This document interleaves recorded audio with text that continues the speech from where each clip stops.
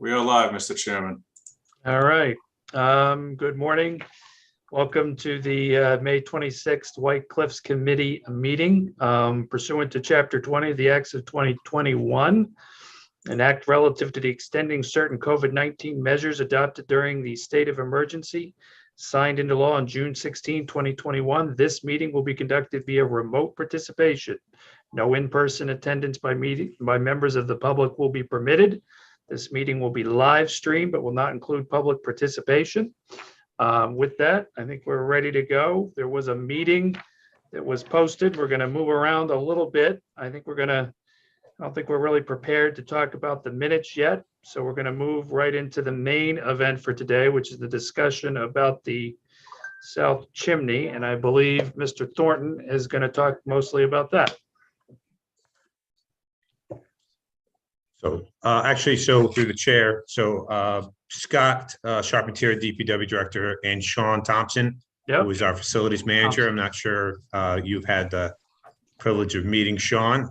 He's been with us for a short amount of time, but he's done a great job getting information together on our public buildings, and we have pulled him into the White Cliffs project. So moving forward, Sean is going to be part of the staff that'll be assisting with the White Cliffs. And so his background obviously is facilities management, and Sean with Scott Charpentier has been working to assess the South Chimney and to get contractor quotes.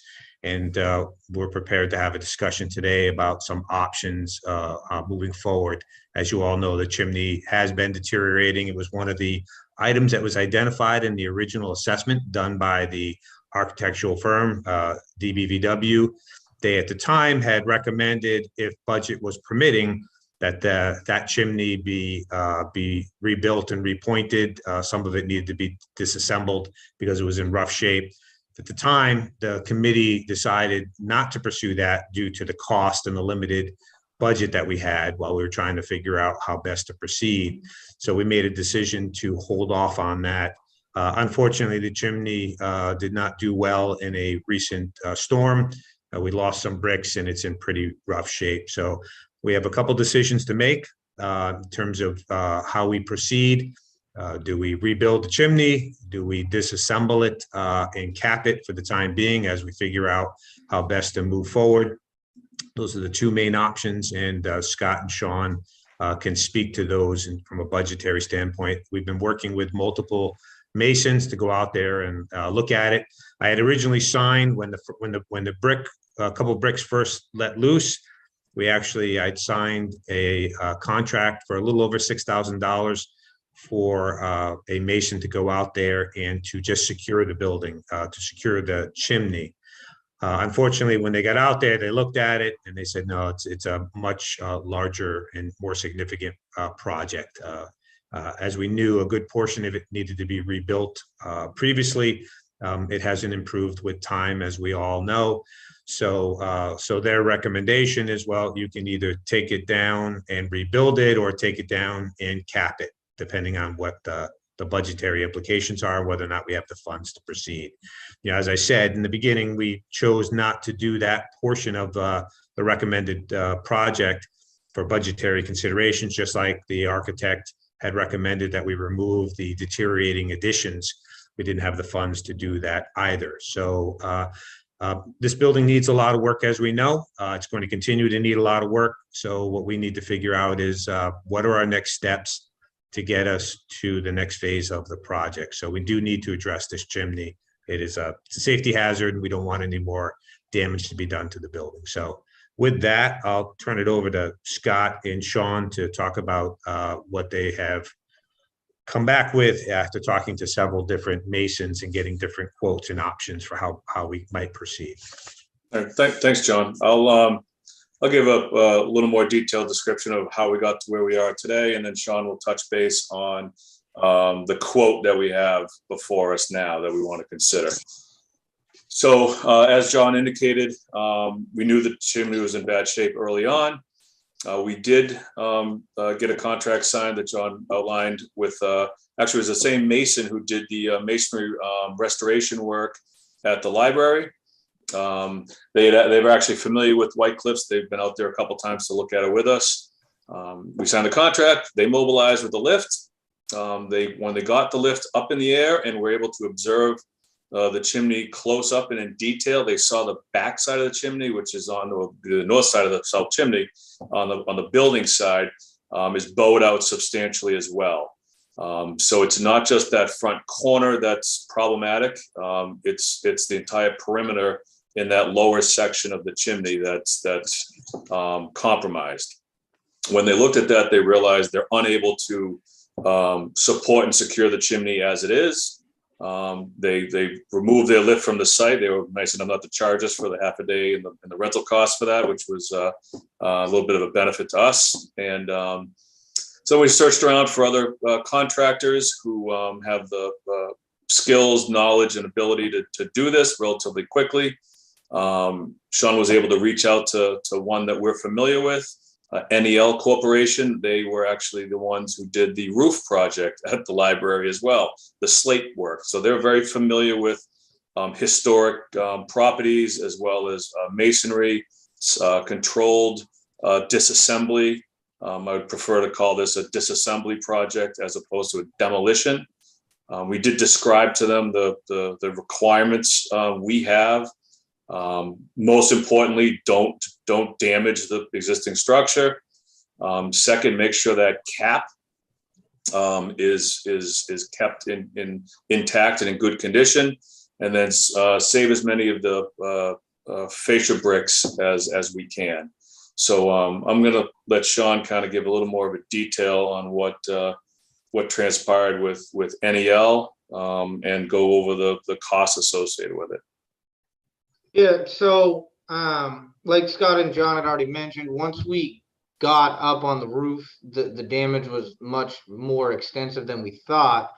So we needed to find a contractor that was going to be able to preserve this as much as possible.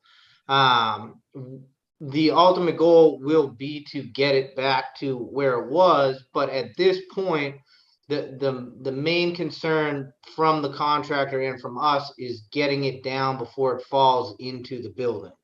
The way it's bowed out in the back, it could really at any point fall either into that front porch or into the turret on the right-hand side if you're looking at the building. So at this point, I think our best bet is to just demo or destruct it down and then cap it until we can find a person who can put it back to where it was. Because even the cap itself on the top of the roof or at the top of the chimney, it has cracks in it. So getting it off in one piece is going to be a challenge. And then we're going to need to put it back on. So it's a lot more involved. So I think our main focus should be just making it safe and watertight, and then we can get accurate numbers for the rebuild. The structure from the roof line down seems to be still somewhat intact, where we can get away with just repointing those areas. So it's not going to have to be a full takedown and build up, but we need to get the unsafe part of it off and then proceed from there. So we received, we went up to the site with NEL, got a price from them, $55,400. That includes mobilizing a crane to remove the cap, strapping everything, securing the existing remaining chimney and sealing it off from the building, from the weather, and also storing and stockpiling the bricks. They agreed to save as many of the fascia bricks as possible. The capacity or ability for us to reuse those, we really won't know until they're down and see what conditions they're in. So again, the price is $55,400. I certainly don't recommend this committee authorize that number, because as most of us or all of us know, when you're dealing with a project like this, unforeseen conditions arise. Adding roughly a 10% contingency on this gets that number up to $60,000. If this committee determines to move forward with this approach, our recommendation is a value of $60,000.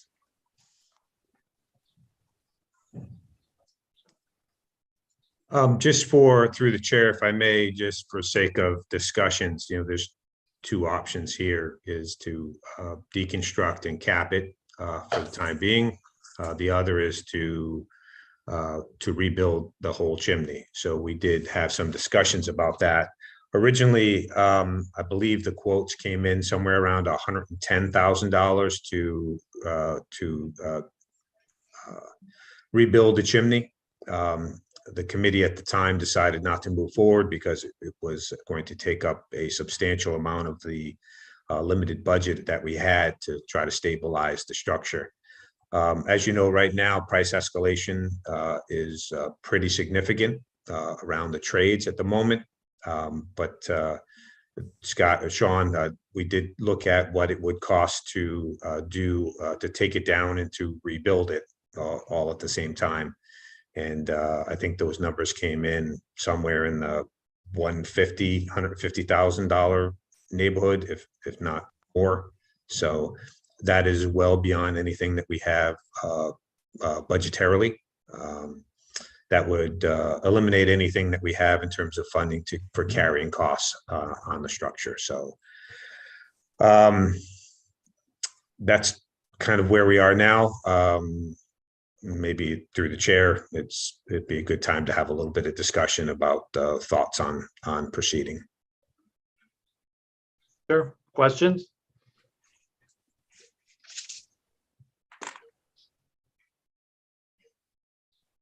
Tom, you're on mute. There you go. Can you hear me? Yep. So I had a couple of questions regarding the disassembly down to the roof line and storage of the materials.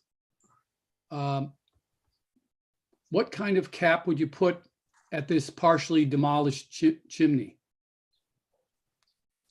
It would be exterior grade plywood, roofing membrane, and flashing, including caulking of any voids between those. And what is the condition of the chimney from the roof line down to grade?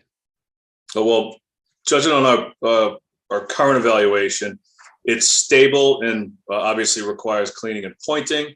We'll know a lot more once the top portion of it is disassembled, and we can see in the annulus between the fascia brick and the chimney core.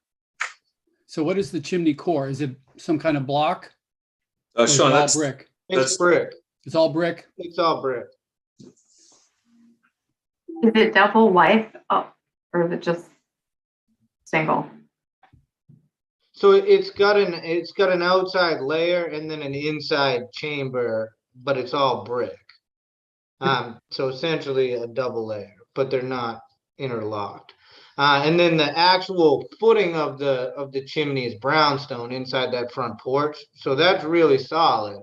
And from what they could see on the lift when we were up that day and found the bulge on the back, they're pretty confident that from the porch line up to the roof line can be just repointed and reset. But like Scott said, we'll know more once we're able to get that top portion down, because then we can safely get under there and really get eyes on it. Right now, it's just too unstable up top to comfortably bring anybody in that close. So regarding the repointing, the contractor you talked to, did he analyze the type of mortar that was used 130 years ago? We had an engineering firm do that initially with that initial proposal. So that's all been presented to any contractor that's come to look at the project for us. So they're aware of what needs to be done there. Yeah, when we put together the quote that John referenced to rebuild the chimney, we provided the contractor with the technical specifications that the architect developed. So everything that we've discussed here has been based on the architectural documents that were put out to bid, the historic studies that were prepared in conjunction with the master report, as well as Sean outlined, eyes on the ground. So that's the basis for everything we're discussing. So are you confident that they could do a repointing that would not be in conflict with the existing 130-year-old weathered chimney? I'm not a historic preservationist, and I'm not a mason. I rely on experts for that. So if we have a quality technical specification developed by a historic architectural firm and a good contractor who's done restoration work, like the contractor we put on the lift, then my confidence is high. Personally, I don't know anything about this stuff in any detail other than what I've read.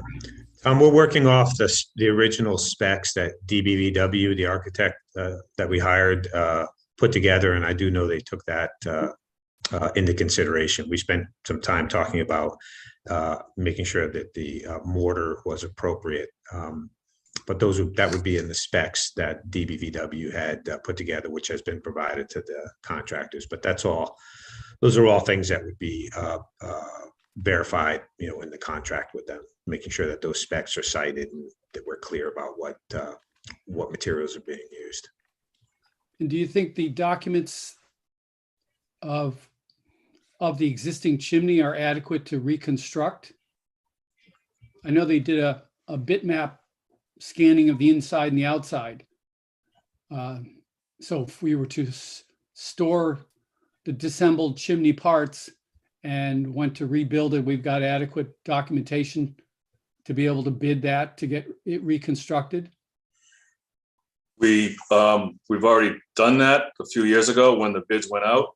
Whether the architect put together a complete and concise technical specification for disassembly and reconstruction, I don't know.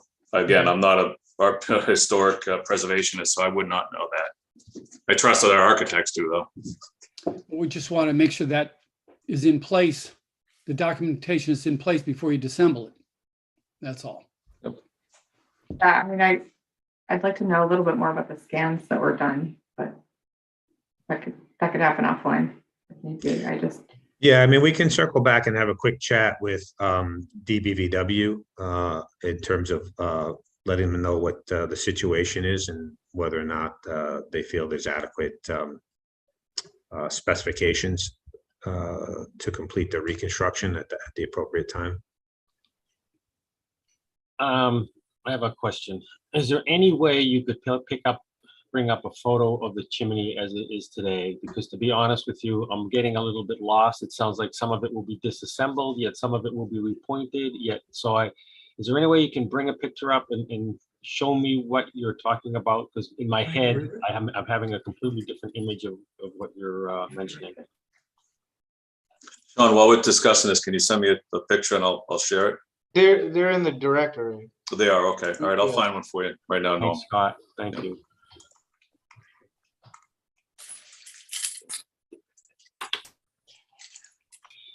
I guess I'll just give you my opinion. My kind of opinion on this is to get us to a situation where we don't have any more water entry into the building and we preserve some of the bricks as best we can for the chimney. I'm not excited about rebuilding the chimney at this point. I think when we go through our budget and what we need to do, there may be some things in that building we need to do now that are more important than rebuilding the chimney. If we have deep pockets, that's a different topic.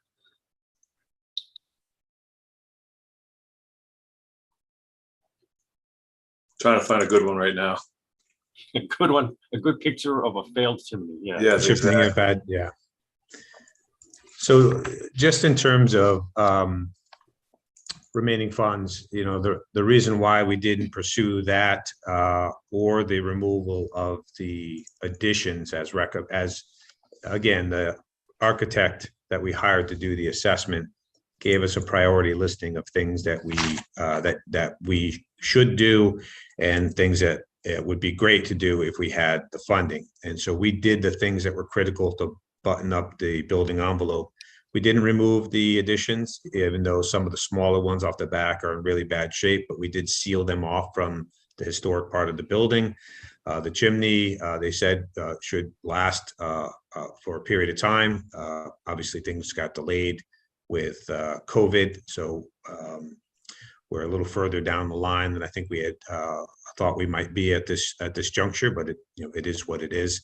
But we did make, with the assistance of the architect, some informed decisions about things that needed to be done and things that would need to be postponed. But as we look at it, we're going to, the chimney is going to require us to address it. There's no question about that. That's going to take a big chunk out of the remaining budget. The only other thing budgetarily that we have carrying costs. So there's insurance, electricity, and things of that nature, ongoing, just basic maintenance. There's storage fees that are associated with historic documents and so forth. So we do need to carry those through the next fiscal year. And the idea was we were holding enough funding aside to determine what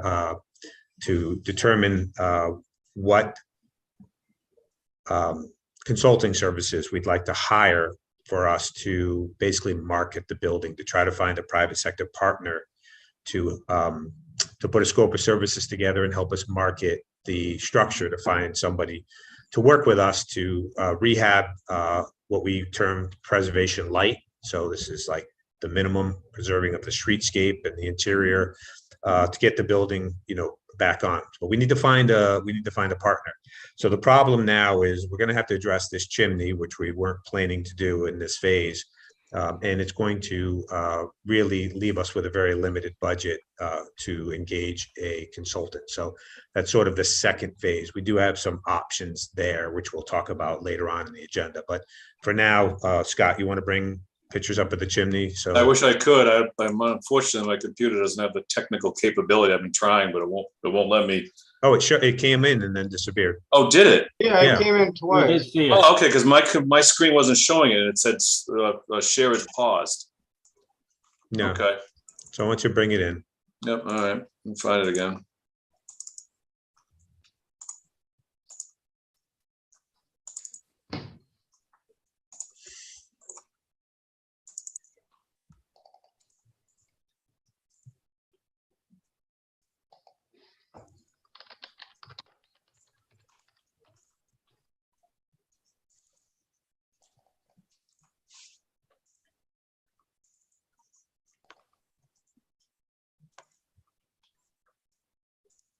I'll show you the cap right now.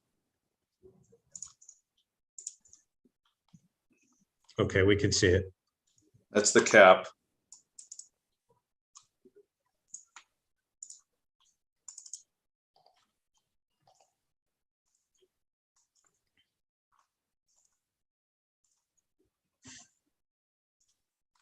And this is the, Do you have a picture that's a little bit more zoomed out, Scott, so we can kind of see the whole chimney in a shot? Maybe is that what you're looking for? Norm? I can't seem to locate one, John.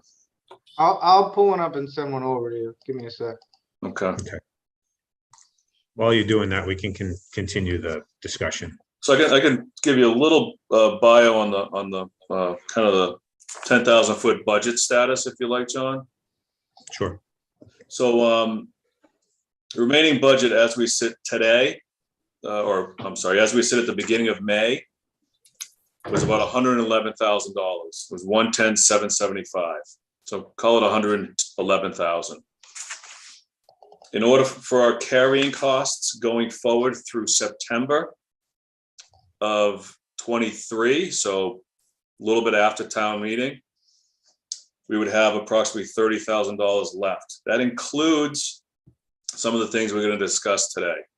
The chimney disassembly, some air quality work, some electrical work, and all of our carrying costs, which includes fire alarm monitoring, electricity, the storage fees we have, insurance, and those things. So again, we're sitting on about 111K now. If we were to go forward with what we're talking about today, including the chimney just deconstruction and the other items, we'd have approximately $30,000 left after next year's town meeting.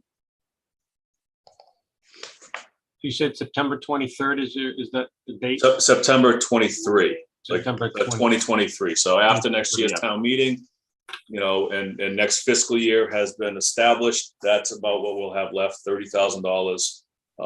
And we spend about $15,000 to $20,000 a year in carrying costs, depending on fire alarm repairs and electricity and things like that. But just for insurance and storage and, small electrical bills and phone bills for the alarms, we're about, 15 to 20 grand a year, just to carry it. All right. I hope before we leave today that we can at least think through what we need for future funding because of the CPA cycle and the like. All right. Let me know if you can see this. There you go. Okay. All right. So you saw the picture of the cap deterioration. Mhm. Kind of see it between these. The cap originally from the ground, I thought it was just a solid cast iron cap, but it's obviously a segmented cap. The chimney condition. Here you can see the core bricks that Sean was talking about, and the facade bricks, and the fact that they're not connected at all. As you come down, the ornate portion above the dormer, or adjacent to the dormer, is a repointing condition, but we'll be able to do a better assessment once the top is disassembled.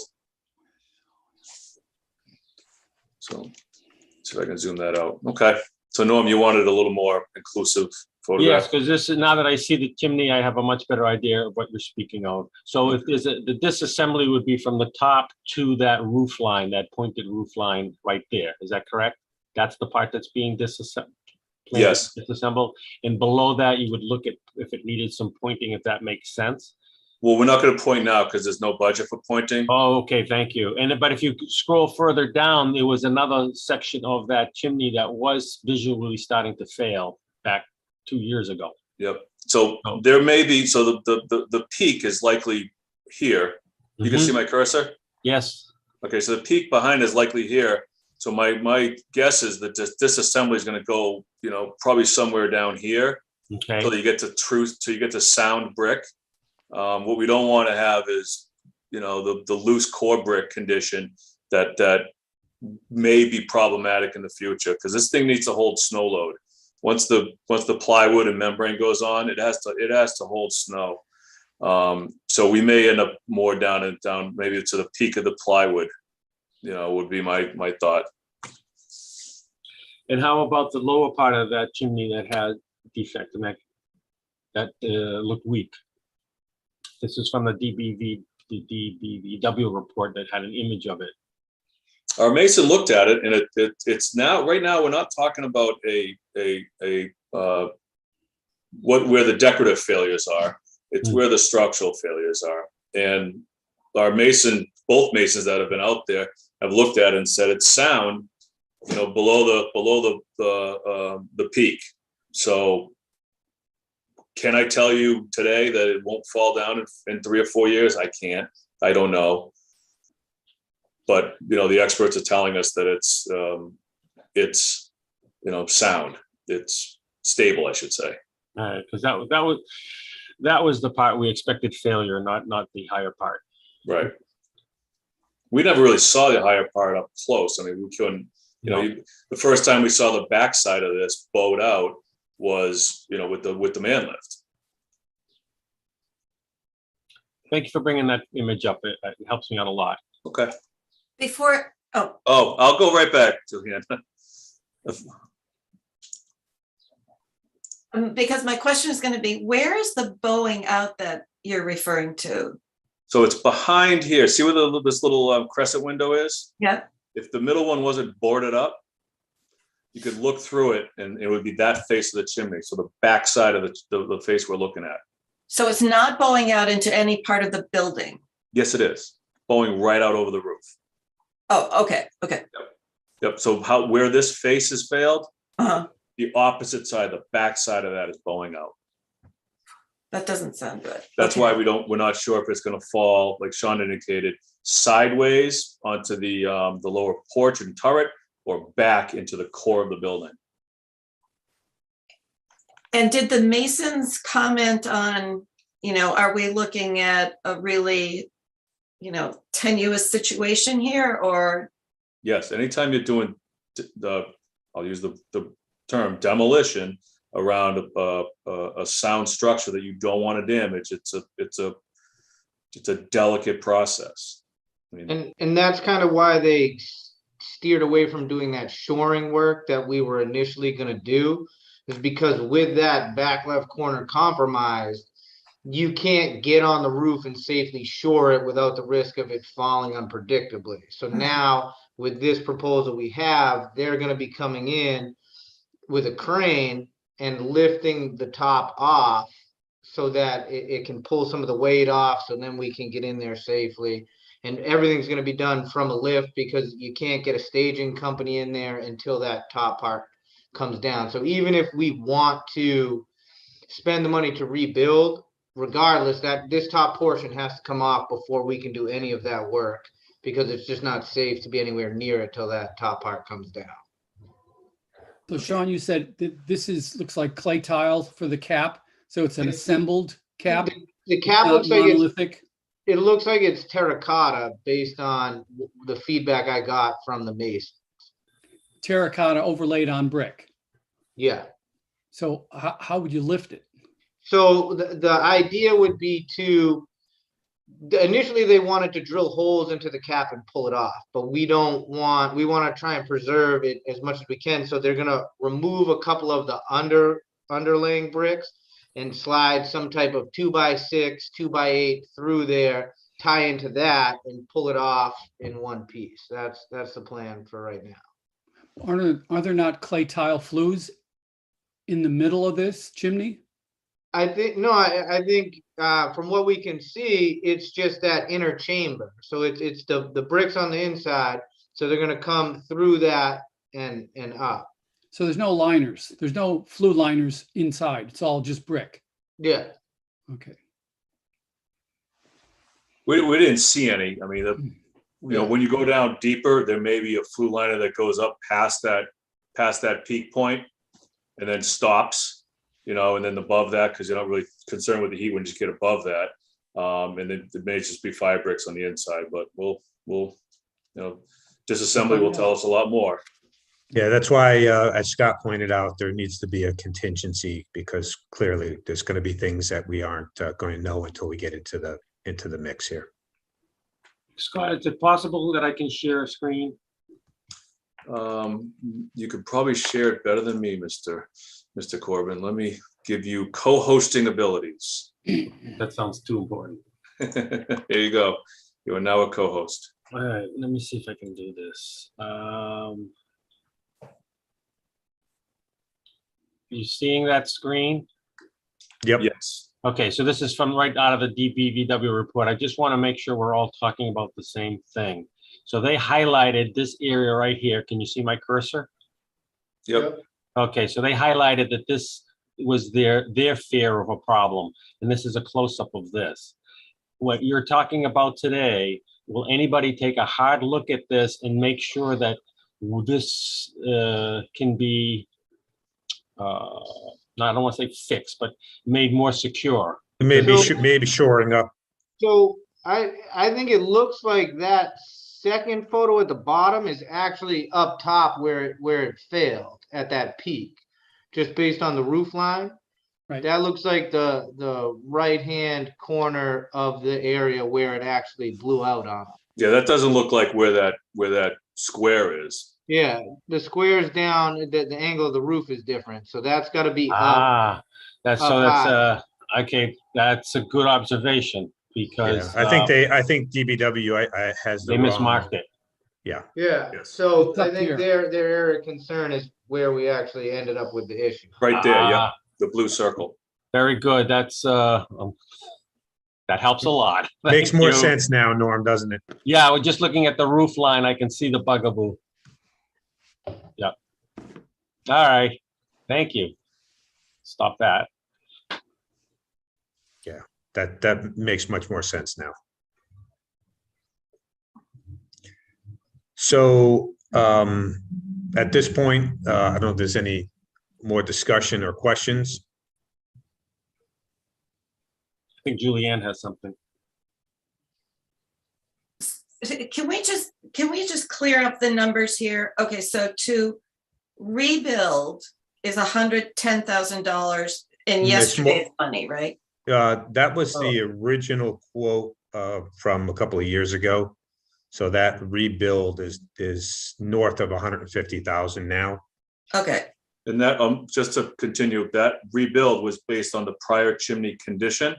uh-huh, And Sean just outlined the concerns that our masons have had in safety. They can't put staging around it in its current condition. mhm. I don't know what the original bid was, if it included staging and removal from a staged construction site and then rebuilding it. But that's not the case anymore, because you can't put personnel on staging adjacent to that chimney in its current unsafe condition. Okay. To deconstruct, to put it nicely, and store and stockpile is $55,400. Yes, but I would recommend the contingency. 60 60, $60,000. with the okay, contingency. okay. So for another 100,000, we might, or more, probably a lot more, do the whole thing, deconstruct, rebuild. So the 150 that they're mentioning, that's after it was deconstructed. So that would be on top of this 60. So you're looking at like 210 all in. Oh, okay, so that's a different number, okay. You're One of the looking at 210 in today's dollars, you think, or? That was back in February. So maybe even a little bit more now because gas prices have gone up quite a bit. Did But- you ever get a written, like, proposal or anything? No, they gave us verbals just because we weren't sure like what direction we were going to move in. So we were going to get the written ones once we made a decision on how we were going to proceed forward. So we don't even have a written one on the 55-4 for the, No, we have a written one on that, yes. Just Okay. not on the rebuild because it was such a large number. And we knew our Okay. funds were limited. We wanted to meet with you guys and have a chance to discuss options before we got formal proposals. Because at that number anyway, we're bidding out. We have to bid out and advertise and do all that stuff anyhow. Yeah, so Okay, Sean and I have makes a a good question. point, Julianne. In order for us to, if it's a $210,000 number to deconstruct and rebuild, that's not something that we have specifications on currently for to put on the street for bidding. Mhm. We can legally do the disassembly or deconstruction, the $60,000 scope of work, without bidding it out. If we're going to do the full $210,000 worth of work, we need to tack on top of that the cost for an architect to develop technical specifications on how to do this safely and correctly. because it's under is 60 or under? Yeah, well, for the demolition is a bit different, or the deconstruction is a bit different than the full reconstruction. We don't have technical specifications developed for what we're talking about here. We'll know the expertise in-house to do it, so we would have to engage the architect. Okay, and so my next question is for Tom, because Tom, you seem to be our rightfully concerned about the historic aspect of this and making sure that everything will be rebuilt the way it was. So were you suggesting that we go back to DVBW and get more information? Was there something that I know they did a detailed, bit mapping is a three-dimensional measuring system, and they did it for the inside and the outside. So they probably have very good documentation of this chimney already, from which whoever does the design of the reconstruction could work from. So that's a big plus. But one thing you have to keep in mind is that when you reconstruct a chimney, it has to be to the current building codes. And if this is going to be a functional chimney and your original design did not have flue tiles, you'll have to add flue tiles. So that changes the configuration. And my concern is how to reconstruct a 130-year-old chimney to meet current building code requirements. Well, they haven't done that analysis yet. So we don't know what that would cost, but I'm just cautioning everybody. You can't reconstruct what was there because it won't meet current code. Mhm. And what those implications are, we don't know yet. And that's if you want it to be functional. Right. If you want it to be decorative, Couldn't you, Correct. I mean, as long as the exterior masonry is built to the current design, to the original design, Mhm. the interior, there, it seems like you wouldn't necessarily have to build it in the same way. You may still be able to put in the flue and not have the same dimensions that exist now. We don't know that yet, right? It's not This is- exactly. this is why kosher it's up- preservation, but. Can I- Yeah, no, I know, but it, I'm not sure why we're spending so much time talking about the reconstruction of the chimney. We don't have the budget for it. It's probably several years away. And I really want to get back on some of these agenda items that are more significant right now. Personally, if you can disassemble that section, put it in storage and keep the water from coming out, I'm happy with that. It might be a partner who we partner with. We'll have to figure out how to deal with the chimneys and how to fix them and the like. So if I may interrupt, I'd like to move on to more of the agenda at this point.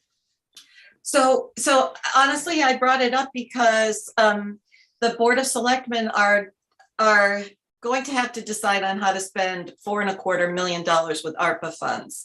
And John, you can correct me if I'm wrong, but we have a lot of leeway with that money. And before we make any big decisions about these costs, I would like to have my board weigh in on whether or not they think that's a legitimate use of ARPA funds. unless I'm mistaken, the chimney needs to be deconstructed regardless. So whether or not ARPA funds, or we want to go back to town meeting to do anything else, they're two separate steps. It has to be deconstructed at this point. And then whether or not you want to use ARPA funds down the line to rebuild this chimney, that's less time sensitive. So as Sean pointed out, they're two separate processes now. That the chimney needs to be deconstructed, and then the rebuild is a separate process, and it's a much more complicated process that would require architectural drawings, specifications, and so forth. That's something that's going to would take some significant time. So I don't.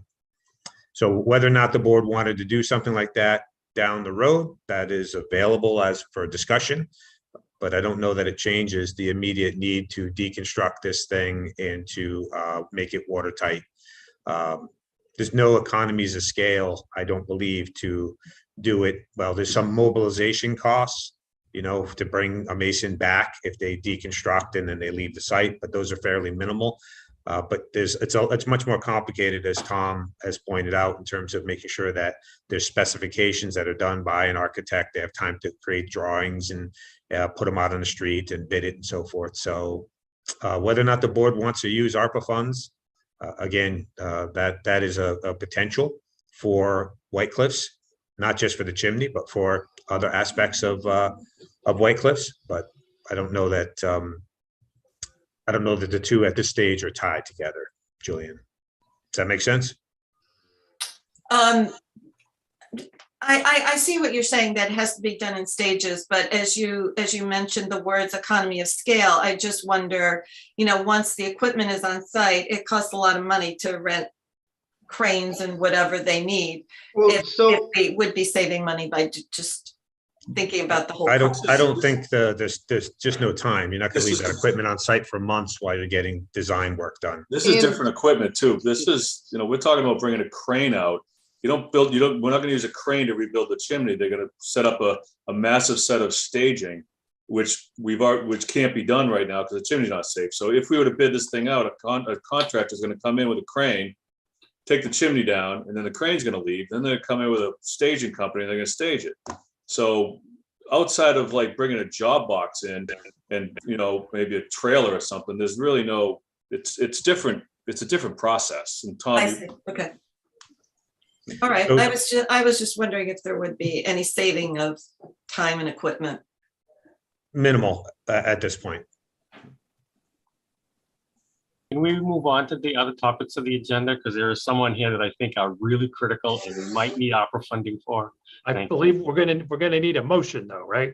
The committee needs to, we're looking for some Okay. direction Norm? here. Is everybody in agreement that we should proceed with the demolition or deconstruction and capping of the chimney? Where is this stuff going to be stored? On site? Yeah, we'll put it out back in the parking lot. Well, you could put it in the basement. It's where it's gonna end up if we don't do something. So would someone would Go ahead. make a motion? Is that what we're looking for, Todd? Yes, it is. I'd like to make a motion for $60,000 to deconstruct the chimney and cap it and keep the moisture out and store the bricks on the property. I second it. All right, motion's been, any discussion? Should be All a right. roll call, it needs to be a roll call vote, Mr. Chairman. Yep, let's start. Norm, Yes. Julianne, Yes. Diana, Yes. Tom, Yes, and I vote yes, motion carries. Hey, Scott and Sean, thank you for all this detailed work. I really appreciate it. You're welcome, Norman. All right, John, you want to go to the air quality or you want to go to the budget? We should discuss some of the issues. So Sean Thompson, as I said, our facilities manager has been out there. He and Scott Charpentier have some concerns about the air quality in the building and are recommending a couple of things that intending to address some of that or to mitigate it. So actually, through the chair, I would turn it back over to those two. All right, so Sean, if you want to touch base a bit on the mold analysis, and then what our thoughts are on remediation, and maybe Laura, you can come in on what's important about the electrical work and the interior conditioning. Yeah, so as we're getting ready for the marketing study and everything, we're just trying to understand the condition of the building and things that a potential partner may come back at us to try and help with. So it's very evident just from walking in the building that it's very damp and there's a smell to it. So I brought a restoration company in just to do an analysis of where they think we're at and if they had any recommendations on how we can kind of mitigate issues going forward and limit further issues. And so they had recommended that we section off parts of the building that we plan on keeping and run dehumidifiers in there because there is surface mold on some things in the building and that are going to require cleaning and some just complete removal and disposal. So the other thing they had recommended was having an air quality test done so we can understand exactly what is happening in the building. And then based on the information we get back, we can make other decisions going forward.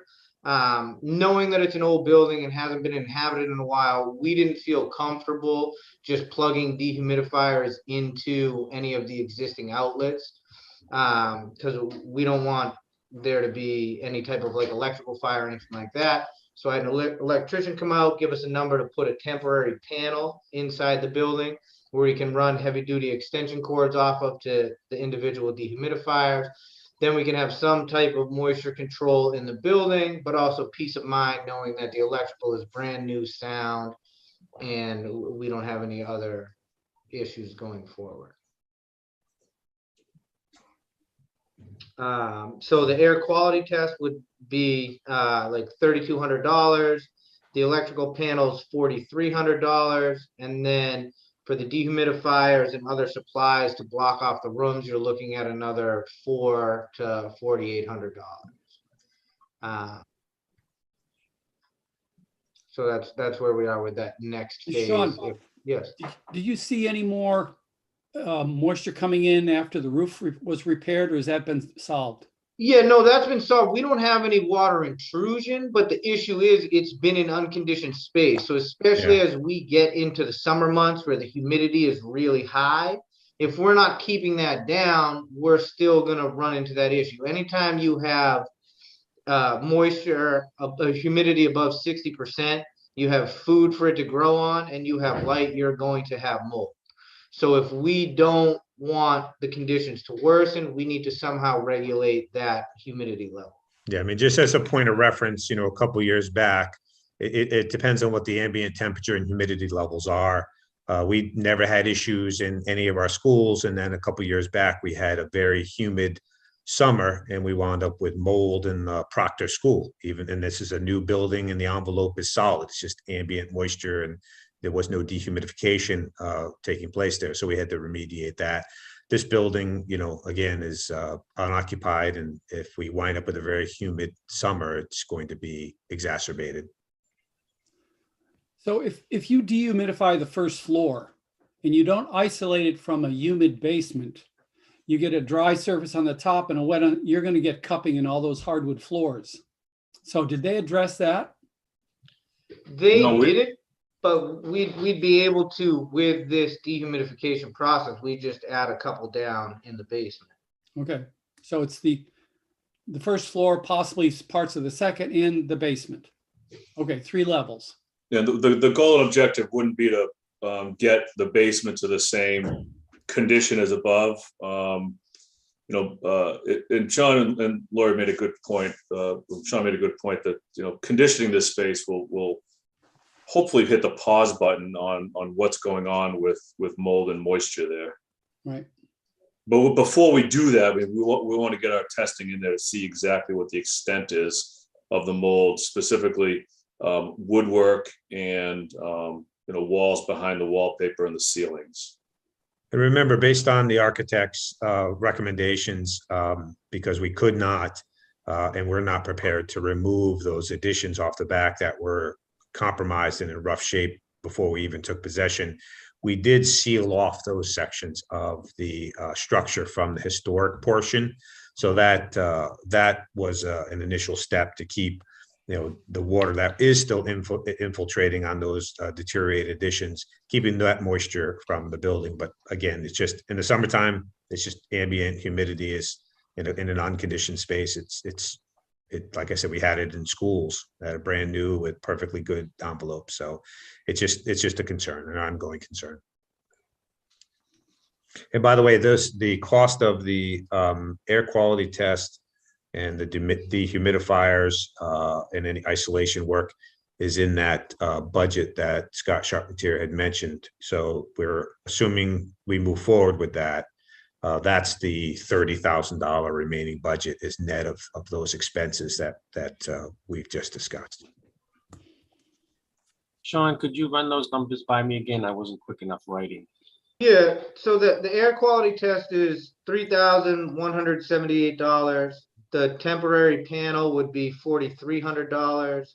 And then the dehumidifiers, extension cords, and other miscellaneous supplies to isolate the rooms that we want to control would be roughly $4,000 to $4,800. $4,000 to $4,800. One thing that I'm not sure is in the budget, though, is if we are running all these dehumidifiers, that the electric costs are going to go up. I'm not sure if that's been factored in, Sean. So we'd have to take it hasn't. But the good thing about the dehumidifiers that we're looking at is we can set the humidity percentage on the higher end, just as long as we keep it in the 40 to 60 range. We should be fine. And I've run the same ones at my house, and the cost isn't, it doesn't jump that much. Okay, good. So it's not too bad. So adding that up, we're looking at something between $12,500 and $13,000. Am I right on that? Yeah. Yeah. Yep. Julianne? John, do we rent that equipment or buy it? No, we'd buy it. Just because it's always good to have anyway, especially with the facilities. And if we're going to be doing this for an extended period of time, which sounds like we're going to, you'd be paying more in rental than purchase for the dehumidifiers. They would cost us more in the long run. Sorry, you're on mute. Yeah, sorry.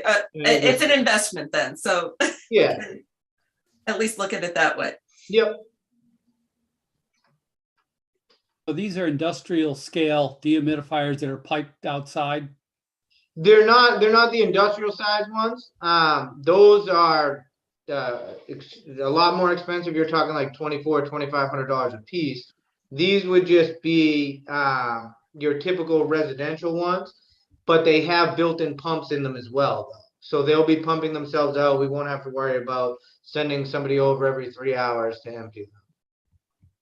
And after you reduce the humidity, were you planning on doing some remediation to the mold? And So that's something we can talk about and determine once we figure out what we're dealing with after the air quality test. And once we decide what we're doing with the building altogether. I think the main focus here is just controlling the situation where we're at and not letting it get any worse. One of the things that was done early on, that Sean indicated, was some visual mold observations and moisture content, and the walls are wet. The ceiling is wet from the humidity. The mold analysis is going to include tape lifts, so we'll see what the surfaces have. And the discussion, the topic you brought up, Tom, a lot of that's going to be driven by, how bad and how deep the mold is. Has it penetrated the surface finishes on the wood? Or is it in the wood, or is it just on the surface, the walls? Is it just at the joints of the walls, or is it embedded in the plaster behind the wallpaper? So those are the things we need to determine to see how deep this problem is. It's pretty small money. I kind of wish we did this 2 years ago with only 15 grand. But Sean, I'm glad you're on board to help us get this up and running. I appreciate that. Thank you. The only other thing is, if it's not an industrial humidifier, who's making sure that it's the right size or has the right capacity? Because that, even the mansion is big. So they give you square footage ratings based on the size of the dehumidifier that you purchase. So I did all the math and everything, so we're good. Okay. And like I said, the main thing is just being able to consistently pump it out. And Yes. they have the built-in pumps, so that's why they're a little bit more pricey than ones that don't. But yeah, we'll be fine. And Norm, this isn't going to be a set it and forget it. I mean, and the building currently isn't a set it and forget it. Sean goes to the building weekly, does a walkthrough, makes sure the conditions haven't changed.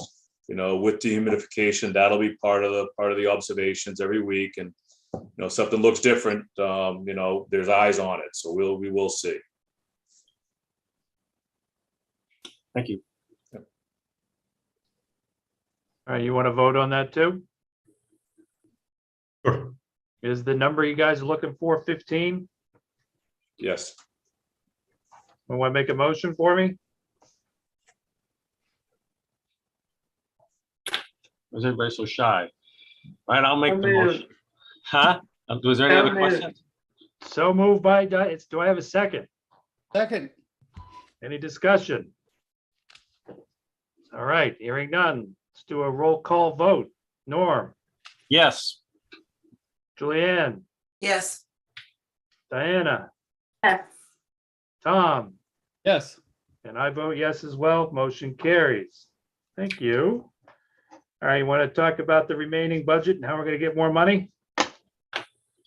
Sure. So as we said, based on the votes that were taken at the meeting today, we are estimating there's about $30,000 left in the original budget. Again, this is including carrying costs through September of 2023. So there are anticipated costs We have, Norm did a lot of legwork contacting potential consultants that might be able to help us create the RFP, market the place, and find a partner to get this building back online and functioning again. So those numbers are ranging, as you can imagine. It's difficult when we started talking to people about what exactly is the scope of services. And the original one was Pellegrin, Eric Bush, who had worked with DBVW, and he sort of threw out a blanket figure of around 30,000, pending some more detail. We've since had some pretty extensive discussions with VHB and a few others. So those consulting services, to bring somebody in to put an RFP together for marketing the structure, and to help us get out there and drum up folks who would potentially be interested in partnering with the town to come to a reuse for the building. They're ranging from 30, but more likely upwards around 40,000. So we have, as I said, about $30,000 left. We are looking at about $40,000 to engage a consultant to move us through this preservation light that we had focused on at the conclusion of the work we did with DBVW in the last feasibility phase. So looking around, there's a couple of options.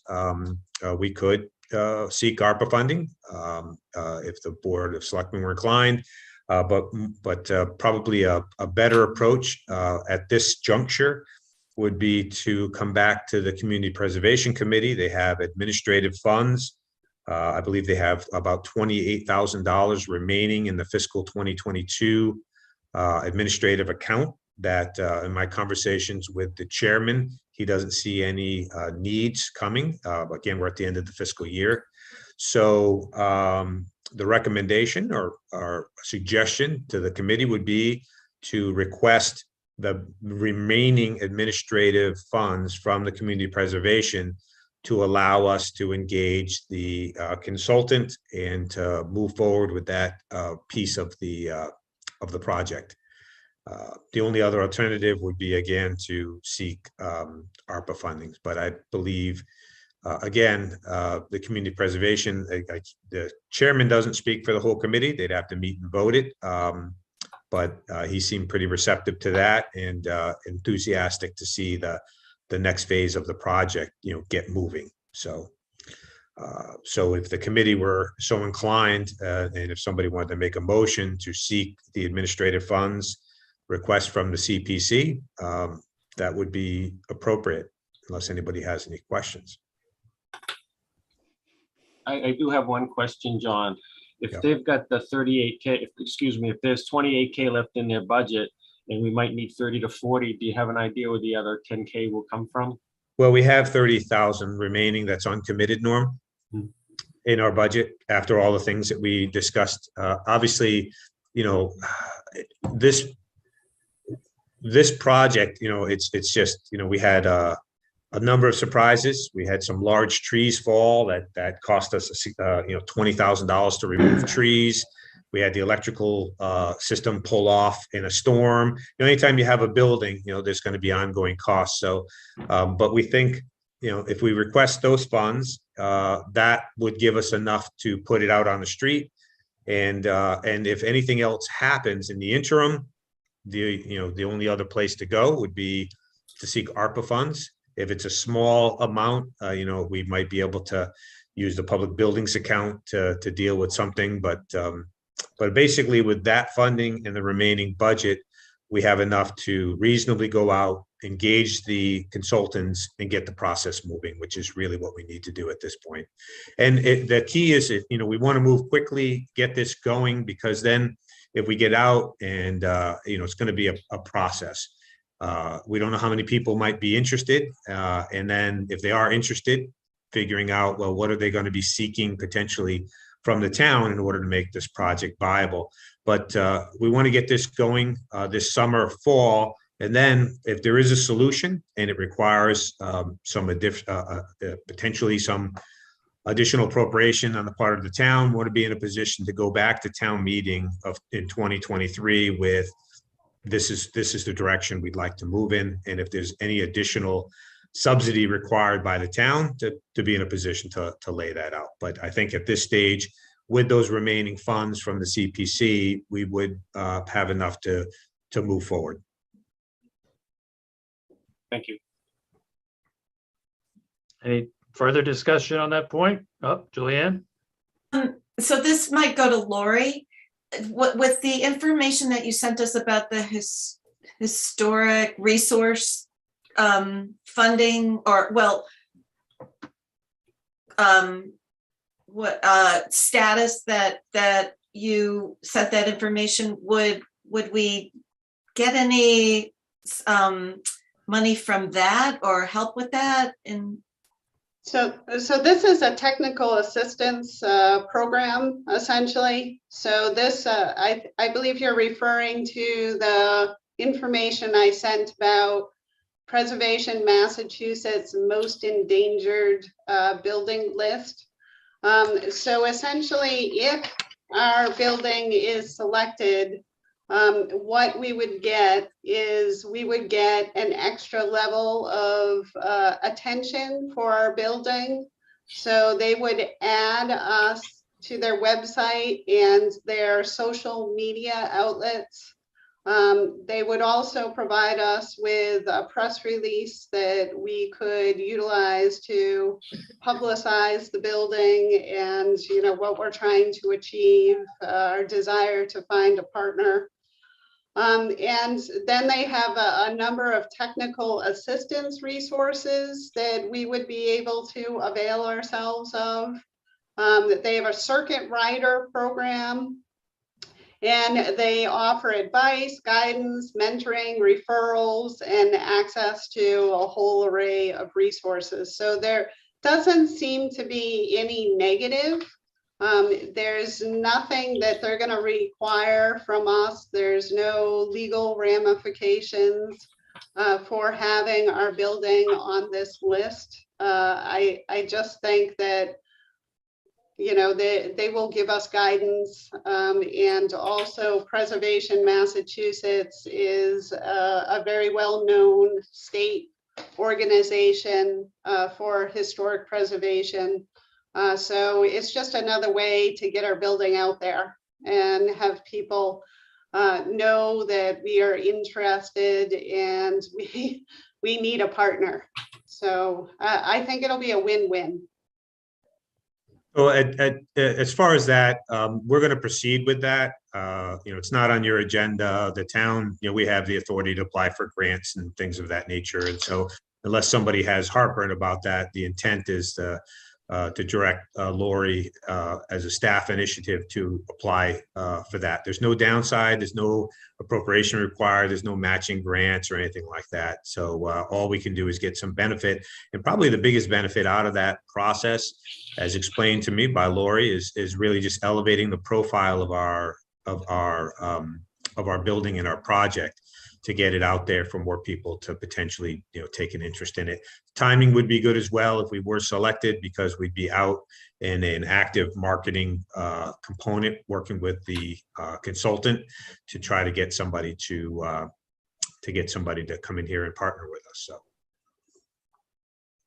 All right, do we need a motion to raid the remaining balance of the CPC fund? Admin fund? To make the request of the Oh. CPC Oh, that they release the remaining administrative funds for purposes of hiring a consultant for the White Cliffs marketing. if you want to put it like that, sure. Okay, So moved. Thank you, Julian. second, somebody? I'll second. 2 seconds. Norm got there first. All right, any discussion? Good. Roll call. Norm, Yes. Julianne, Yes. Diana, Yes. Tom, Yes, and I vote yes, that carries. I think the only thing we're going to talk about maybe left is a next date. And I'd like one more topic, Todd, if you don't mind. I was informed that the request for CPA funding for a year from now, the due date will be August. They're going back to the August deadline rather than the November deadline. So at what point do we start to think about what funding do we need for the next few years? And what topics do we need to address for CPA fundings for this, for the facility? Do we need to consider taking down those problem childs of the building that are giving us moisture problems? Do we need to think about, I don't see us going in for big dollar values, but I think we need to think about what do we need to do for the building to keep it safe and secured for the next 3 to 4 years. That's what we're looking at. So all I want to do is put a bug in people's ear that August is soon. And what should we be thinking about for the next CPA request to support the property? Could we, go ahead. I would also put in your minds whether you want to spend a certain amount of money to at least get it to the point where it could be used on a limited basis for, say, community events. So that goes into the utilities in particular, getting the heating system so that it functions, any sort of plumbing work that might be necessary. And if there's some additional work that needs to be done to the electrical system so that the doors could be opened on a limited basis for some purpose. That would be millions. The code compliance to get that place opened for people, the public to go in, would be millions. I think that's beyond probably the scope, Lori, of what we would be able to do right now. It literally would be millions of code compliance pieces of it, but at a minimum, we can put together, John, if you'd like, and I'm sorry, Todd, I can work with Sean on put together a carrying cost, an annual carrying cost estimate, including some of these smaller ancillary items that come up that John kind of outlined. And so we have an idea looking forward that worst case scenario, CPC schedule comes up, let's get 3 years of carrying costs, at least on the pallet here, on the plate, so that if nothing bears fruit, we can afford to keep the building going. I think what we're going to wind up doing is we need to get this need to get the consultant engaged and start that process. And that process then will inform what, if anything, kind of to Lori's point, like what is the town potentially going to need to bring to the table to make this project palatable or viable with a partner. Then it may very well be that, we need to do some of that code compliance work. But I think we're just not there just yet. I think we need to get this process moving. And then again, there's CPC and there's ARPA funding too, whether or not the Board of Selectmen has an appetite or a desire to release some ARPA funding, that's a potential as well. The numbers though, as far as, getting the building up to code compliance, those numbers are pretty staggering, unfortunately. Would we be able to put a placeholder in of some number so that CPC could, at least as these chimney things come up again, whatever the next thing is, I don't know that we can use CPC funds for carrying costs, but we can use it to repair, to protect historic things going forward. At least we have a pool of money that can be replenished for that. Yeah. I think we're going to have to go. I just made a note. We're going to have to put together communication to the CPC requesting those administrative fees. And if I'm on that committee, and Todd, you are, they're going to want to know as part of that discussion before they release those funds, well, what's your end game or what's your plan? And I think we have a plan now, and we have a timeline, and we have a rough estimate in terms of budget to move forward. I think at that point we do say that we're not sure if we're going to if we can't make the August deadline. I think to Todd's point, if we think we are going to be making a request for, I don't know, to remove the additions, the smaller additions that are leaking in the back, and to remediate some of the hazardous materials, the asbestos that's in those. That might be a limited thing that we can do, to Lori's point again, of trying to make the place a little bit more attractive, at least remove the small bump outs in the back that are literally falling in and leading to some moisture infiltration, at least on the addition side. So I think we tell them, we're looking at it and we'll be back. The deadline is an arbitrary deadline. The CPC can keep that open. I think as long as the dialogue is there and they have some sense of when we might be coming back with additional information, my sense is they'd be willing to work with us. All right. Does someone want to propose the John's artfully prepared motion about requesting the remaining balance in the admin fund from CPC? We'll put that, the staff will put that together and request a meeting. And then if any members of the Talk about the committee. motion though. Just Oh, a I'm sorry. motion to do, just as someone want to make the motion to do that. I thought we just voted on the administration. Did we? Yeah, Yeah, Oh, because you said raid, I worded it a little nicer and Julianne said so moved. So I think we're good there. I wanted to Did we- make another. did we joke do the about roll that. call I guess vote? not. I thought maybe we did. I think we're good. Okay. So Oh, we'll that's put- right, because I was going to go to end the meeting. That was what. Yeah, it was my fault that I extended it. We'll put a communication together for the CPC with the request. And then when we have a meeting, we'll let the committee know. So if any committee members want to attend that meeting, that would be appropriate. I think, again, just in brief conversations with the chairman, I think they're very supportive of the project. Again, I think the community is still very supportive of this project. They just want to know where are we going and what's our plan for getting there. Julianne? okay, so to the point of bringing the building up to code, when I think we all know it's going to be very expensive, but I think for the taxpayers and for, just having an idea, if Sean, I don't know if this goes to your expertise or maybe it goes to our zoning person, but $1 million is different than $10 million when you're budgeting. So if there's, a more specific number that we could talk about at a next meeting, I think that would be helpful.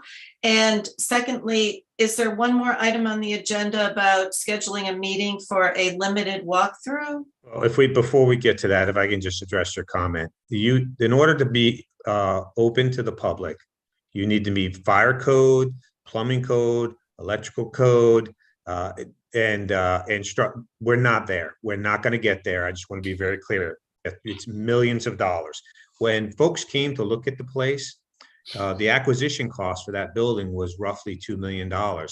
But when people brought their own teams, and here's the other thing, it'd be very expensive, Julianne. This is beyond the scope of staff. If you want someone to come in there and do a full code compliance on these things, when folks were looking at buying it before the town acquired it, and they went in there, acquisition was $2 million. They were looking for just the code compliance. It was multiple millions of dollars to do that. And so it's just beyond anything that we're going to entertain right now. Unless, we need a whole nother budget to get somebody to go in and to draft those numbers up. It's just the building is been offline for so long. It needs to be fully brought back to today's code, and just the fire suppression alone, in order to have people in that building, is well over between $500,000 and $750,000 just for fire suppression alone. So it's and now we have mold issues, things, air quality issues, things of that nature. All of that stuff ultimately would have to be remediated before anybody can step foot in that building in terms of public access. So just that gap is huge. And Yeah, and there's no accessibility. I mean, you Yeah, can't treat it as a public building if you can't get into it accessibly. So there's no ramps, there's no elevators. Yeah, we're a long way from that. just the elevator alone and that access is an addition, and that's another $500,000 to $700,000. So we're not going to get public into that building. It's not going to happen until we get a viable project. I would love to, but it's not going to be. You're looking at really a rehab of that structure in order to get it to the point where you can legally, safely bring people into that structure. And Julian, just in direct response to your question about getting a cost estimate to bring this to compliance, Mhm.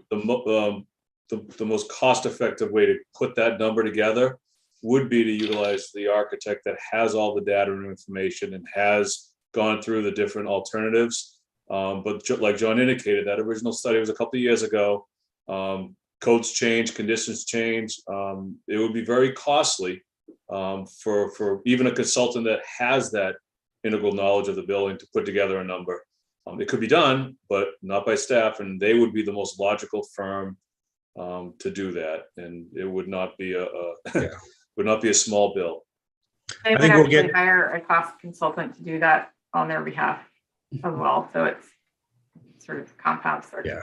cost. As much as we'd all love to get into the building and have public into the building, it's just, we need to get much further along. That really is the whole crux of the project, is to find a partner that will work with us to get this place up to code so it can be brought back online and be used. So. Can we get back to Julia's other question, which is on the agenda? How do 5 members of this committee get access into the building and onto the grounds to see what today? Well, we've had this discussion many times, but we'll look at it. But right now, I think we need to have some air quality done in there to see if it's even appropriate for people to be walking I around. don't understand one fundamental thing here, John, and it's a point of contention with me. Your staff is able to go in. 5 of us are responsible for that building, and we're not allowed in. I have a real problem with that. Is there something we need to sign? Yeah. Is it something, because I haven't been in there for 7 years, and it's not that I don't trust Scott and Sean, but I think we need to have eyes on it. I don't want to go in on a Tuesday and just say we're coming in. I want to do it, let's just get us in there once a year. I'm finding it extremely frustrating. And I think we have to find a way to get the 5 of us to just walk through and see where the building is and what the status is in the grounds. And I understand that, Norm, and we'll work with you on that. Let's get the air quality test done and then figure out. so how now we if can I'm do waiting this. for the air quality test, I'm sure I'll be lucky if that's 2 months away from now. I don't want to wait any longer. I'm really frustrated. This is a real point of contention with me. I think we can do better. Now, that's where I stand on this topic. It's a problem with me. Norm, I've had access to the building periodically, especially when we're dealing with the roof repairs and the water leaks. I'd be happy to, with John's permission, I'd be happy to take people over there because I do have a key. All right. Well, why don't we work on this, Norm, and see if we can't get something reasonable. Some sections of the building are not safe to be in, but maybe some main floor. Let me see if we can work out. I am concerned about safety. As you know, we're not covered for folks to be wandering around in the building. Staff is covered, but we'll figure it out. That's my pet. We're considered civilians going into the building, but yet we're on this committee that's responsible for the building. I don't understand why we can't be deputized or something as being part of the town committee. There's something fundamentally. Let me see what we can work out, Norm. Thank Okay, you. I understand. I hear you. Let me see what we can work out. People just needs to be safe and not create a liability for the town. So let me see what we can do. Okay. Said my piece. Next meeting?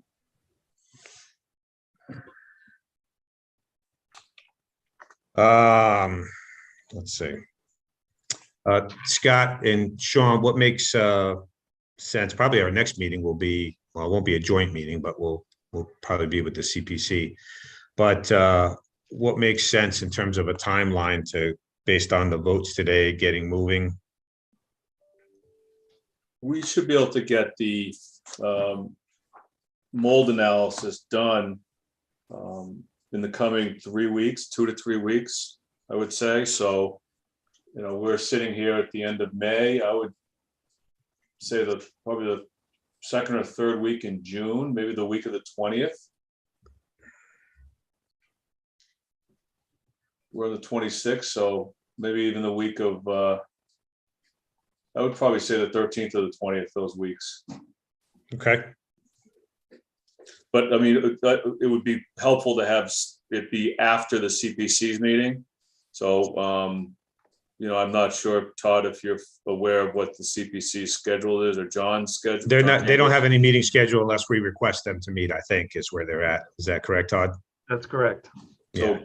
So it's gonna probably we're probably looking at like the first 2 weeks in June, because we want them to have that meeting and take that vote before the end of the fiscal year, which would make sense then for us to meet on the week of the 20th. Yep. Does that work? I don't know what day, if there's a day that works better for folks or not. I had a convention on the 22nd on, How's the 23rd look for folks? The 22nd, we have our big Be Well Northborough kickoff at the Ellsworth McAfee Park. sorry, John, I can't do anything the 22nd, 23rd, or 24th. Oh, okay, I'm sorry. I didn't hear Yeah, that. I'm in Chicago. Yeah, so. What about the 21st? Is the 21st out, Diane? I'm sorry, I didn't. That works. June 21st. The 20th is Juneteenth, so we'll be closed. Legally, we're required to be closed. So I'm sorry, Diane. The 21st does or doesn't work? It does. It does? Yeah. Does it? Okay, so we've got staff meeting in the morning. We could do something here. Staff is available in the afternoon. On the Works for me. 21st. You want to say 2 p.m. on June 21st? Okay. Does that work for folks? Let's Yeah. stop at 3 o'clock, but 2 o'clock is fine. Yeah, it shouldn't be a long meeting, Diane. Great. Thank you. Okay. And I do have a question. How are we going to proceed now if we get these CPA administration funds for looking at possible not partners, but someone to help us with the RFP? How's that timing going to work? Do we have to have, does the money have to be spent by July the 1st from the CPA funding? And if that's the case, we'd have to make a decision of who we would work with before that date. Is that correct? Yeah, we'll look at the timing of that. Given that it's consulting services, we can, and Norm, you've been digging in this for a while. I don't think that I don't think we need a huge public bid for these services. There's only a handful of companies. They've sort of given us their proposals. We certainly can bring them in if that's something that the committee would like to do and talk to a couple of them. But we are going to need to make an award in fairly short order to get moving. And so. So okay, I guess, so keep us in the loop. Well, do we want to try to bring in bring them in to the meeting on the 21st? To talk to them about the services and it may be, I mean, again, as John indicated, these services are exempt from 30B procurement, but a meeting the committee and our staff is important. Would it be a reasonable approach to try to get them in, before the CPC meeting, so we have a chance to meet them, and so that on the 21st the decision is made? Unless you want to deliberate and decide that day on the 21st. so you're talking about scheduling another meeting, Yeah, like the week of the 6th, something like that, Scott? Yeah, like the week of the 6th, and just get them each in for 20-minute slot. If there's 3 of them, that's an hour, and then 20 minutes of deliberation afterwards, and that gives staff time to negotiate the terms of a contract, and that way when you come to the 21st, you can make a motion if you so choose to engage prior to the end of the fiscal year. Or not. Okay. Yeah, the week of the 6th is a tough week. I'm just trying to pick. Scott, you're on vacation on the 9th and the 10th. Yep.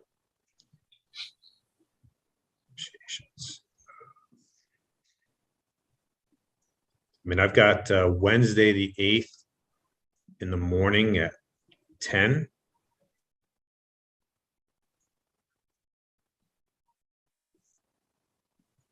Is that, how's that look for people? June 8th at 10 a.m.? We could try to bring, Norm, how many do you think you want to bring in?